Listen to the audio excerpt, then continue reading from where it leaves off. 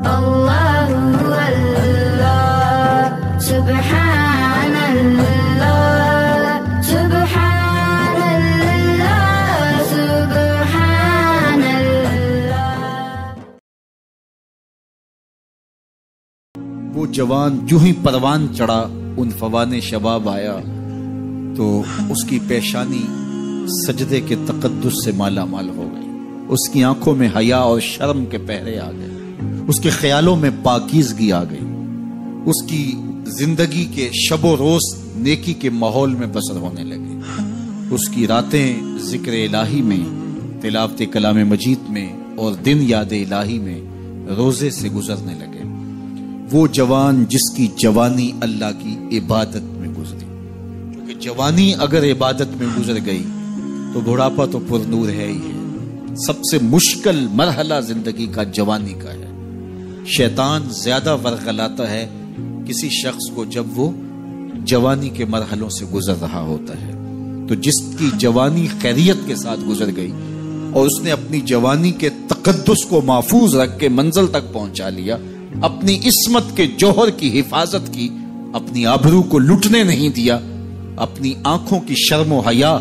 پر پہرے بٹھائے اور آنکھ کو برباد نہیں ہونے دیا اور اپنی زندگی کے تقدس کا پہرا دیا، تو جو جوان اپنی جوانی کو خیریت کے ساتھ گزار گیا۔ کسی نے کہا تھا نا، کتاب زیست کا ایک اور باب ختم ہوا، شباب ختم ہوا، ایک عذاب ختم ہوا۔ تو جوانی جس کی منزل تک پہنچ گئی خیریت کے ساتھ، عافیت کے سائے میں، مشکل تو بڑا ہے جوانی کو منزل تک لے جانا، خیریت کے ساتھ، داغدار نہ ہونے دینا، جوانی کے تقدس کو رسوا نہ ہونے دینا، عصمت کے جوہر پہ کالک نہ لگنے دینا، خواہشات کو غالب نہ آنے دینا۔ آسان کام تو نہیں ہے، مشکل کام ہے، لیکن اگر کوئی مشکل کاٹ گیا، جوانی کے تھوڑے سے ایام ہے گزار گیا، اللہ اکبر۔ حضرت شیخ خطلی کہتے ہیں، داتا گنج بخش علی حجویری علیہ رحمہ کے مرشد ہیں، الدنیا یوم ولنا فیہا صوم، وہ کہتے ہیں دنیا ایک دن ہے، ہم روزہ رکھ کے گزار رہے ہیں۔ تو روزہ رکھ کے سارا دن گزر ہی جاتا ہے، دوپہر بھی آتی ہے گزر جاتی ہے،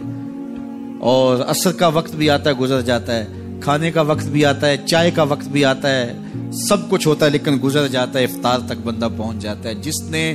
زندگی روزے کی طرح گزار دی، جس نے جوانی روزہ رکھ کے گزار دی، خواہشات کو بے قابو نہیں ہونے دیا، مشکل کام تھا لیکن اس نے مشکل کام کر دکھایا، اجر کتنا بڑا ہے۔ سنیے اللہ کے محبوب کی زبان سے سنیے، حضور نے ارشاد فرمایا جو سیدنا ابو ہریرہ کے ذریعے سے ہمارے تک پہنچا، فرمایا قیامت کے دن جب سورج کا رخ سیدھا ہوگا، زمین تانبے کی ہوگی، لوگ پسینے میں شرابور ہوں گے،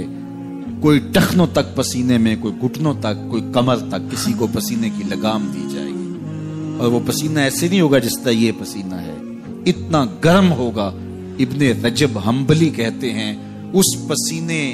کا ایک قطرہ اگر احد پہاڑ پہ ڈال دیا جائے تو وہ پگھل جائے، اتنا گرم ہوگا، بدبودار اتنا ہوگا، ایک قطرہ دنیا پہ ڈال دیا جائے، انسان کیا جانوروں کے دماغ بھی پھٹ جائے،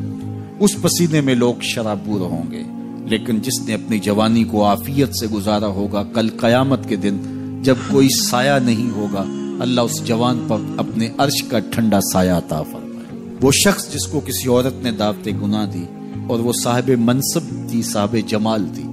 اور اس نے یہ کہہ کے یہ خواہش، یہ آرزو مسترد کر دی، انی خوف اللہ۔ اسی طرح کوئی عورت ہے تو اس نے اپنے تقدس کی حفاظت کی، اپنی آبرو پہ پہرا دیا اور کسی پیشکش کو ٹھکرا دیا، تو فرمایا قیامت کے دن جب کوئی سایہ نہیں ہوگا، اللہ اسے بھی اپنے عرش کا ٹھنڈا سایہ دے گا۔ کیسا سخت دن ہوگا،